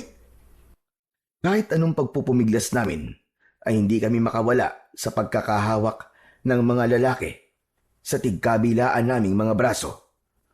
Wala na kaming nagawa nang kalad ka rin kami ng mga ito papunta sa ibang direksyon ng daan. Pagkalipas ng kalahating oras na paglalakad, ay narating namin ang kuta ng mga lalaking dumampot sa amin. Nang mga sandaling yon, ay kalat na ang dilim sa paligid. Maraming nakasinding sulo at halos maliwanag na ang lugar na pinagdalhan sa amin. Nakita namin ang halos Kasing edad naming mga lalaki na para bang nagsasanay sa paghawak ng armas. Sige na, pakawalan niyo na sila. Umupo kayo sa malaking bato na yan. Nagtataka kaming sumunod sa pinag-uutos ng matandang lalaki. Naupo siya sa harapan namin. Lolo, ano po bang kailangan niyo sa amin? Inililigtas ko lang kayo. Ang naramdaman kong malakas na puwersa ay nanggaling sa pinakamalakas na medalyon ng lalaking kasama niyo kanina, hindi ba? Nagkatinginan kaming dalawa ni Zorin dahil sa pagtataka. Paano niyo po nalaman ang tungkol kay Roland? Hindi na mahalaga kung paano ko nalaman. Ang mahalaga, nandito kayo sa ligtas na lugar. Kanina po kasi sinabi niyong baka dumating sila. Sino po bang sila ang tinutukoy niyo, Lolo? Lolo Espilo, ang itawag niyo sa akin. Ang tinutukoy ko kanina ay ang mga aswang na bagat. Ang mga nilalang na totoong nakatira sa kagubatang ito. Sila ang mga nilalang na papatay sa inyo. Ano pong ibig niyo sabihin? Papatayin nila kayo bilang pag-aalay sa kanilang suprema. Suprema? Alay? Pero, mga lalaki po kami. Akala ko po ba dalagang birhen lamang ang inaalay? Hindi birhen, kundi isang binatilyong may suot na medalyong Trespiko Dignum o medalyong nag-uutos sa hangin para alisin ang malakas na puwersa ng kadiliman. Si Roland po ba? Siya po ba ang tinutukoy niyo, Lolo Espilo? Siya po ang alay? Oo, tama ka. Sapagkat dinala kayo rito upang maisagawa ang pag-aalay. Nagkatinginan kaming dalawa ni Zorin. Hindi namin maintindihan kung ano ang ibig sabihin ng matanda. Ang mga bagat ay aswang na binuhay ng isang anak ng demonyo. Sumasamba sila sa demonyo ng bundok. Kailangan nila ng pag-aalay ng isang tao na may dugo ng antingero. At marahil sa mga sandaling ito, ang kaibigan nyo na si Roland ay nasa mga kamay na nila. Napili nila ang kaibigan nyo para siya ang gawing alay. Kung totoo po ang sinasabi niyo, Lolo Espilo, kailangan po ni Roland ng tulong namin. Hindi magiging madali ang paglaban sa kanila sapagkat balot sila ng kapangyarihang itim. At nang makita kita, Fredo po. Ako po si Fredo. Siya naman po si Zorin. Nang makita kita kanina, Fredo, marahil ikaw na nga ang binatang matagal ko nang hinihintay. Ano po? Hinihintay niyo po ako? Oo. Nakita ko sa iyo ang isang kakaibang liwanag na nagsasabing ikaw ang karapat-dapat para sa makapangyarihang tungkod. Ho? Paano po si Fredo? Ngayon lang naman po namin kayo nakausap Hindi ako isang ordinaryong tao lamang. May kakayahan akong makakita sa hinaharap. Isa akong babaylan. Kaya nga alam ko na sa mga sandaling ito, nasa piling na ng mga bagat ang kaibigan ninyo. Ngayon na magaganap ang pag-aalay. Kunin mo, Fredo, ang tungkod dito. Hawakan mo. Inabot sa akin ni Lolo Espilo ang tungkod. At nang hawakan ko yun, biglang nawala ang sugat ko sa tuhod. Lumiwanag din ang paningin ko na kahit gabi na, ay malinaw kong nakikita ang paligid. Sa pagbibigay sa iyo ng kapangyarihang makakita ng liwanag sa dilim, palatandaan yan na ikaw na nga ang itinakda. Paano po kayo nakarating dito kung lungga po ito ng mga aswang na bagat? Tinawid namin ang mga sagradong bundok para hanapin ang lugar na to. Marami sa mga kapamilya namin ang pinatay ng mga aswang na yun. Kasama na roon ang aking anak. Pumunta kami rito para isalba siya. Pero huli na pala kami ng dating. Teka lang, ano po bang sagradong bundok ang tinutukoy nyo? Hindi po ba ito po ang bundok ng Kapalongga? Hindi. sapagkat ang lugar na ito ay ang bundok ng Tabor, ang tahanan ng mga aswang. Binago ng mga aswang ang kwento para isipin na ito ang bundok ng Kapalongga upang marami siyang maloko at madala sa lugar na ito. Ang tunay na sagradong bundok ay doon sa tapat ng bundok na to, at ang lugar na kinaroroonan mo ngayon ay lungga ng mga aswang. Kung ganun po, nagkamali kami. Naligaw po kami. Hindi niyo pa rin ba naiintindihan? Sinadya kayong iligaw. Dinala kayo rito. Paano po ito nagsimula, Lolo Espilo? Nangyari ang lahat ng ito nung panahon pa ng kaguluhan, nang sumiklab ang ikalawang digmaang pagdaigdig. May isang grupo ng mga lalaki na nakaranas ng paghihirap at sama-sama silang umakyat sa bundok ng Tabor upang ialay ang kanilang kaluluwa sa demonyo. Humingi sila ng tulong sa hari ng kadiliman para iligtas sa kanilang sarili, kapalit ng buhay ng isang lalaking may dugong antingero. Nang makita ng hari ang paghinagpis ng mga lalaki, binigyan niya ang mga ito ng kapangyarihan. Ano pong mangyayari sa kaibigan ko? Ang kaibigan mo ang kukumpleto sa ikasampung alay na hinihingi ng demonyo sa kanila. Kasabay ng ikasampung alay ang pagsalubong nila sa bagong suprema. Malakas siya at taglay ang kapangyarihang itim, at lalo silang mag-aasik ng lagim. Ilang buhay pa ang mawawala, at kapag hindi sila napigilan, ilang mga kagaya niyo pa ang mabibiktima para sa paggawa ng panibagong suprema. Kapag dumating ang bagong suprema, magiging malakas din ang kapangyarihan ng mga aswang at lalagpas pa ito sa karatig bundok. Tulungan niyo po ako. Iligtas po natin ang kaibigan ko. Maganda kayo. Lulusog na tayo. Ililigtas natin ang kaibigan nila. Ngunit bago ang lahat, mag-alay muna tayo ng huling dasal upang gabayan tayo ng Panginoon sa lakad natin.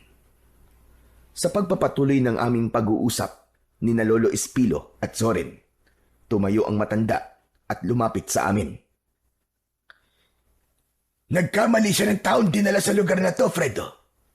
Ang babaeng nagdala sa inyo rito ay ang kanilang suprema. Sinadya niya na madala kayo rito upang gawin ang pag-aalay ng buhay. Siya si Esther, ang babaeng nagdala sa inyo rito. Diyos ko, isang aswang si Esther. Isang suprema, ang tagapagpatupad sa pag-aalay. Ang tungkod na hawak mo, Fredo, ang papatay sa kanya. Magagawa mong labanan ng itim niyang kapangyarihan sa oras na magkaharap kayo. Protektahan mo ang alay. Huwag mong hayaan na makuha niya ang kapangyarihan ni Roland. Sasama ho ako. Alam mo ba ang sinasabi mo, binata? Opo. Kahit wala akong kapangyarihan at matatakotin ako, handa po akong iligtas ang kaibigan namin. Kung buo ang loob mo, sige, sumama ka. Pero gusto ko lang malaman mo na matagal na kaming nakikipaglaban sa mga aswang at handa kaming mamatay. Matalo lang sila. Pero hindi namin kaya na may mamamatay ng dahil sa amin. Ikaw, handa ka ba? Opo, handa po ako. Alam ko na iniisip niyo po na hindi ko kaya, na wala po akong armas, na wala akong alam. Alam ko lang po, ay hindi ko kaya mabuhay na palagi na lamang natatakot. Kaya sasama po ako. Handa po ako mamatay para sa kaibigan ko. Ako rin po, Lolo Espilo. May sandata man o wala, ililigtas ko si Roland. Kung ganon, tara na. Magmadali kayo. Isang pangkat kami na lumusob sa lungga ng mga aswang, dalaan tungkod. Si Zorin naman, binigyan siya ng sibat ni Lolo Espilo. Pagkalipas ng ilang minuto, narating namin ang lugar na pagdadausan ng ritual. Nagulat kami dahil doon kami natulog sa lugar na yon, sa harap ng balete. At mula sa aming pinagtataguan, kitang-kita namin ang mga aswang na bagat. Sumasayaw sila sa harap ng nakataling si Roland. Si Esther nakita namin. Ipinapasa sa kanya ang koronang gawa sa sanga ng kahoy At sa dulo nun ay merong nakatusok na mga bungo ng sanggol. Hindi napigilan ni Soren ang hindi magalit kay Esther. Traidor siya, Fredo! Traidor siya! Kampong pala siya ni Satanas! Pagmasdan nyo kung ano ang ginagawa nila. Bakit hindi pa tayo sumugod sa kanila, Lolo Espilo? Dahil hindi pa sila kompleto. Maghintay kayo dahil magpapakita sa lugar na yan ang hari at reyna nila. Matyaga kaming naghintay sa pagdating ng hari at reyna. Maya-maya pa ay nanlaki ang aking mga mata nang mula sa sulok ng kakawyan ay dumating ang mag-asawa. Anak ng... Teka, Fredo, hindi ba't sila yun? Yung mag-asawa sa karinderya? Pambihira! Muntik na tayo kumain ng lutong ulam nila. Kung nakakain kayo ng pagkain na itinitinda nila, marahil may hawa na kayo ng aswang. Nagtiwala po kasi kami kay Esther eh. Inatake pa siya ng aso kanina. Talagang paniwalang paniwala kami na nasa panganib siya. Natural, para mahulog kayo sa bitag niya. Habang tahimik naming pinapanood ang pagsasagawa nila ng ritual, nagising si Roland. Inilinga-linga niya ang paningin sa paligid. Esther! Ayop ka! Pakawalan mo ako rito! Nasaan ako? Nasaan ako, Esther? Sumagot ka! Lumapit si Esther sa kinaroroonan ni Roland. Sa pagkakataong yun, kakaiba na ang mga mata ng dalaga. Esther, ano to? Bakit mo ito ginagawa? Katungkulan ko to. Ang magdala ng mga alay sa gubat na to. Ang kunin ng loob nyo. Para sa kapangyarihan ko.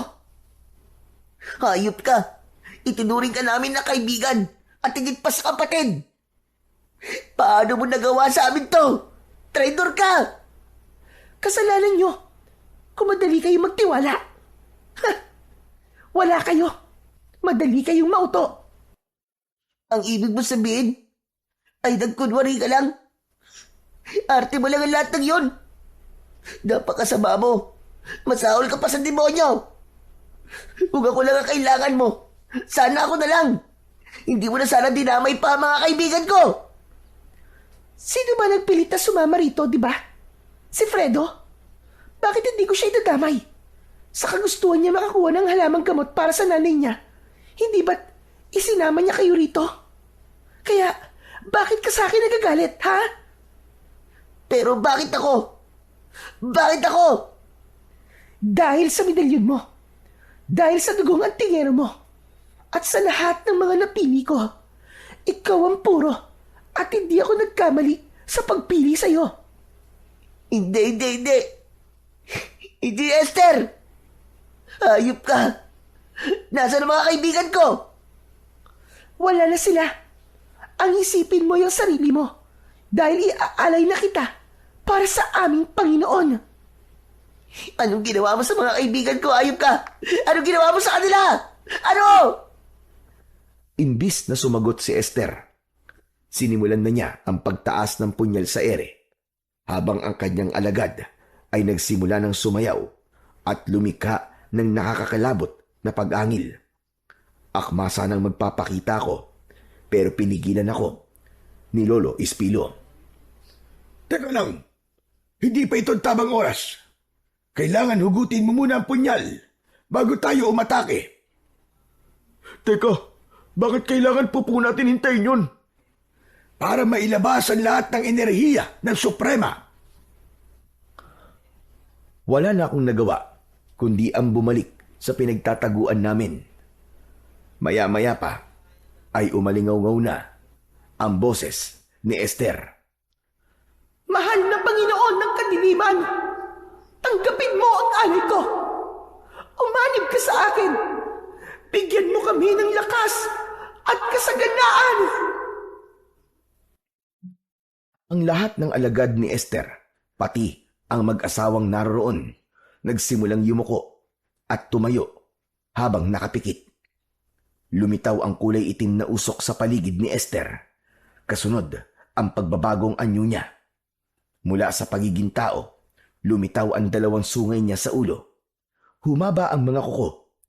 Tumubo ang mga pangil sa bibig at naging kulay pula ang mga mata. Sa isang iglap ay naging aswang na bagat si Esther. Nanlalaki ang mga mata ko dahil nakita namin ang nakakatakot na anyo ni Esther habang nakataas pa rin ang punyal sa ere. Ganap na ang kapangyarihang bumalot sa aking katawan. Sisimulan ko na ang pag-aalay sa iyo, mahal na Panginoon. Naghanda kami sa pag-atake habang hinihintay ang paghugot sa kaluban ng punyal. Magsipaganda kayo! Aatake na tayo!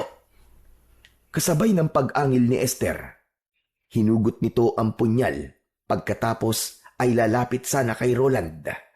Ngunit lumabas sa dibdib niya ang dulo ng sibat. Mula yon sa likod at tumagos sa dibdib ni Esther. Si Soren ang sumaksak kay Esther. Hanapin ang hayop na gumawa nito sa akin! Magsikalat kayo! Mula sa aking kinaroroonan, kita ko na hinugot ni Esther ang sibat na ginawa ni Soren. At sa pagkakataong yun, sumugod na ako sa kalaban. Ako ang harapin mo, Esther! Tapos na ang pagpapanggap mo! Buhay pa kayo! Hindi kayo namatay! Hindi kami namatay dahil nakaligtas kami. Pero ngayong gabi, sisiguraduhin ko na ikaw ang mamamatay, hayop ka! Yun ay kung kaya mo! Sinugod ako ni Esther. Inatake niya ako ng hawak niyang punyal. Ngunit naiwasan ko yon. Hinampas ko siya ng hawak ng tungkod. Napaatras siya at natigilan. Mga alagad ko! Patayin niyo silang lahat! Umatras si Esther at ang pumalit sa kanya ay ang mga alagad niya na aswang. Umatake sa akin ang dalawang aswang. Halinhinan ang ginawa nilang pagkalmot sa akin. Pero agad ko yun naiwasan. Gumanti ako sa kanila ng hampas ng tungkod at nang tamaan ko sa balikat ang isa sa kanila. Napaluhod ang aswang at kita ko na nadurog ang kanyang buto. Sa huling palo, natanggal ko ang ulo ng aswang at nasunog. Ganon din ang ginawa ko sa isa pang aswang. Nang mapatay ko ang mga aswang bagat, nakita ko na hawak ni Esther sa leeg, si Roland. Sige! Ituloy niyo ang pagpatay sa mga alagad ko! Tignan ko lang kung hindi ko naslasin ang leeg ng kaibigan mo! Tumigil kaming lahat sa pag-atake. Ngunit si Soren, nagawa niyang kumilos sa kabila. Hindi halos ako humihinga habang pinanonood siya kung paanong dahan-dahan lumalapit kay Esther.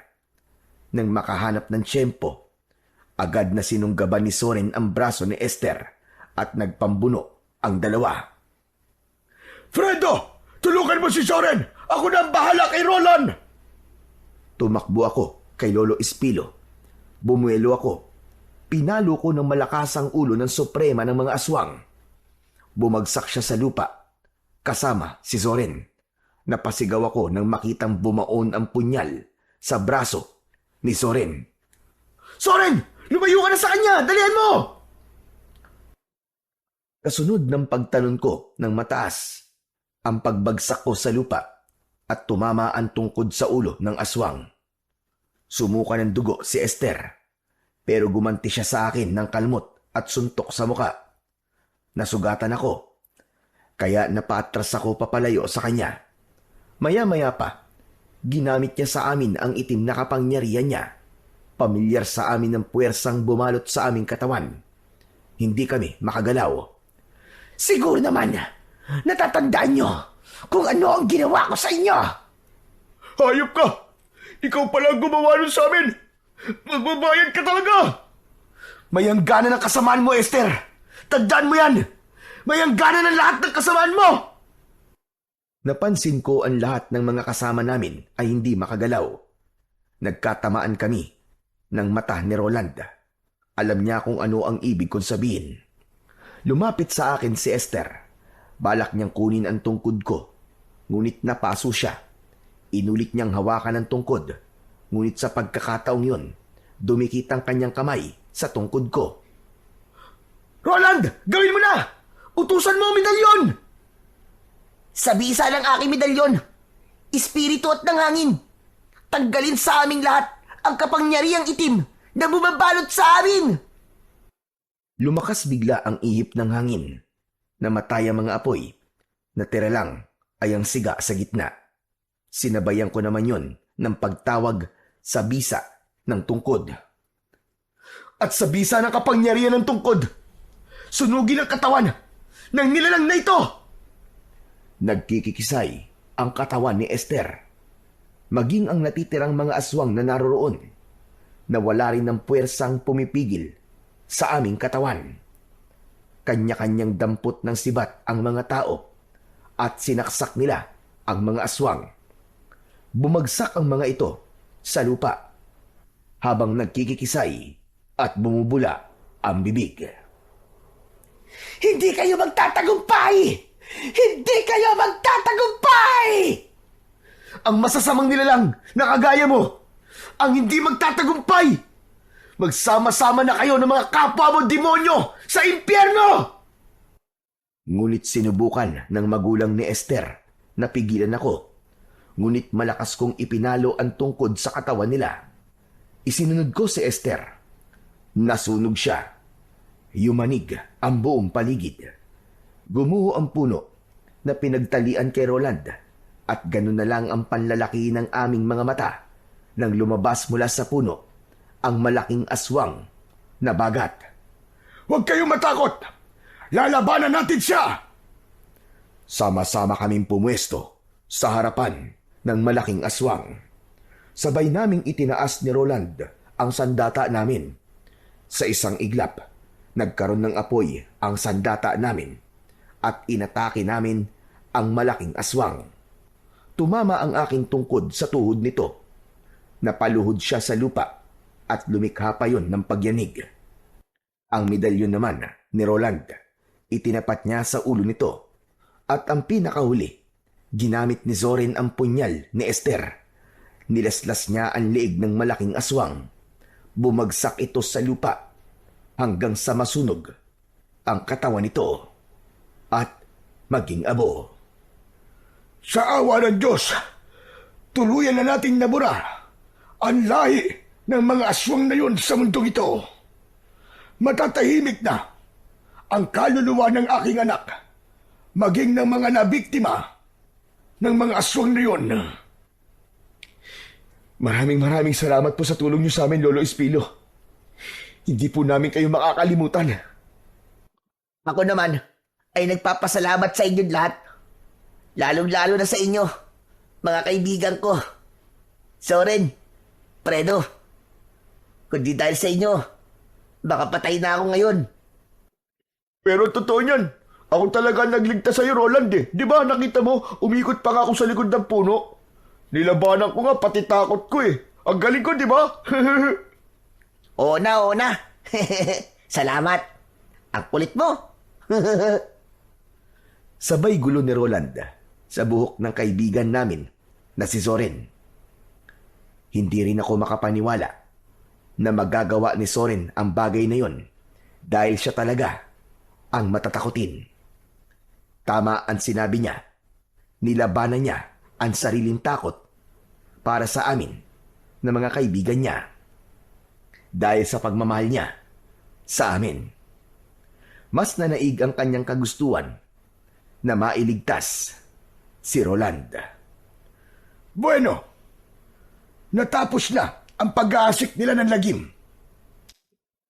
Pero matanong ko nga muna kayo, ano ba talaga ang dahilan at napadpad kayo sa lugar na ito?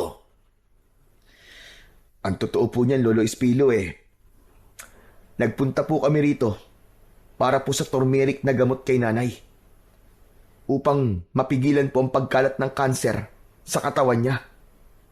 May taning na po kasi ang buhay ng nanay ko. Aba, meron akong tanim na mga luya na makatutulong upang mapigilan ang pagkalat ng kanser ng iyong ina. Pero kahit uminom siya nun, iba pa rin talaga ang may pananalig ka sa Panginoong Diyos. Tama po kayo. Tanging ang Diyos lamang po ang magpapasya sa buhay natin. Teka, sumama kayo sa akin para magamot na rin natin ang mga sugat nyo. At bibigyan ko kayo ng mga halaman na luya. Itanim nyo sa lugar nyo. Ibabalik ko na rin po itong tungkod nyo, Lolo Espilo. Aba, hindi na kailangan. Itusok mo lang yan sa lupa. Dahil hindi na yan magagamit kahit kailan. Wala na yung bisa. Dahil patay na ang mga aswang na bagat. Itinusok ko ang tungkod sa lupa at nasaksiyan ko ang pagbabago ng itsura nito. Naging bulok na kahoy ito at naglaho ang presensyang nararamdaman ko. Pagkatapos naming mag-usap, ay umalis na kami sa lugar na yon. Bumalik kami sa kuta ni na Lolo Espilo at ng mga tauhan niya. Nakita naming magkakaibigan ang mga halaman na luyang dilaw, saka ibinigay sa amin upang itanim. Pagkatapos, nagpaalam na rin kami sa kanila. Itinuro niya sa amin ang tamang daan pabalik sa kuweba. At ngayon, nasa labas na kami ng kuweba, ay natanaw namin ang motor namin na nakaparada sa gilid ng kalsada. Simula ngayon, hindi na tayo pupunta sa mga lugar na hindi natin kabisado. Aba, mahirap na. Ay nako, ngayon lang ako naging masaya ng ganito sa tanang buhay ko Grabe, ang dami ko natutunan sa mga nangyari sa atin sa lugar na to. At may naiuwi pa tayong gamot. Samantalang, ang dami naman ito sa amin Ano? Teka, ano sabi mo? Hindi naman kasi kayo nagtatanong Hindi na sana tayo nagpunta rito para sa gamot na to. Pambira na yan, oo. Yan ang napapala na naglilihim sa kaibigan. Aba. Parang may hugot ka pa rin Pagkatapos ng lahat, hanggang ngayon ganyan ka pa rin. Masama pa rin yata ang loob mo sa akin Hindi naman. Sinasabi ko lang, kung naging tapat ka lang sana sa amin, hindi na sana tayo umabot pa sa ganito at muntik mapahamak. Di bale, may maganda rin naman nangyari, Zorin Dahil nalaman natin na traidor si Esther. Biruin nyo, 1 taon natin siya nakasama, aswang pala ang dinapurak ng lintik na yon, suprema pa. Tsaka alam nyo kung ano pa yon? Nalaman natin na buo ang samahan natin at walang makakatalo sa atin na kahit na anong puwersa ng kadiliman. Tama ka. Paano ka ba nawala sa tabi ni Zorin, Roland? Nakita ko kasi si Esther Yun, lumapit ako sa kanya. Inihipan niya ng pulbos ang palad niya. Tapos, nalanghap ko yun. Yun, nawalan ako ng malay. Tapos paggising ko, nakatali na ang mga kamay at paa ko. Nakita ko si Esther. Nako, ibang-iba na ang itsura niya. Pero ngayon, tapos nang nakakakilabot na karanasan na yun, guys. Oh, paano? Ano pang ginagawa natin? Umuwi na tayo. Magiinuman tayo sa bahay. Sagot ko. Sakay ng aming mga motor, ay nilisan namin ang lugar na yon. Pagkalipas ng 6 na oras na pagbiyahe, ay ligtas kaming nakauwi sa bahay naming magkakaibigan. Ipinagpatuloy namin ang trabaho namin bilang isang gasoline boy sa Lucena. Sa ngayon, ang 6 na buwan na taning kay nanay ay umabot pa ng 5 taon. Pero binawian din siya ng buhay dahil sa ibang mga komplikasyon. Ngunit malaki ang naitulong ng luya kay nanay at ang pananampalataya namin sa Panginoong Diyos. Sa idinugtong na buhay na 5 taon sa kanya, ay ipinadama kong mabuti kay nanay ang pagmamahal ko sa kanya. Kaya nang lumisan siya, ay wala kong ibang pinagsisisihan, kundi ang panghihinayang sa ibang mga taon na hindi ko siya pinahalagahan noon. Ang sabi nga, maaaring iba-iba ang ama natin, ngunit ang ating ina, kahit magpalit-palit siya ng lalaki, nag-iisa lang ang nanay natin. Walang kapantay, walang kapalit, at walang katumbas na halaga sa mundo. Ang maipapayo ko lang sa lahat ng mga anak na kagaya ko, maswerte kayo dahil kasama niyo pa ang nanay niyo. Dahil mahirap mawalan ng isang ina, lalo na ang isang mabuting ina.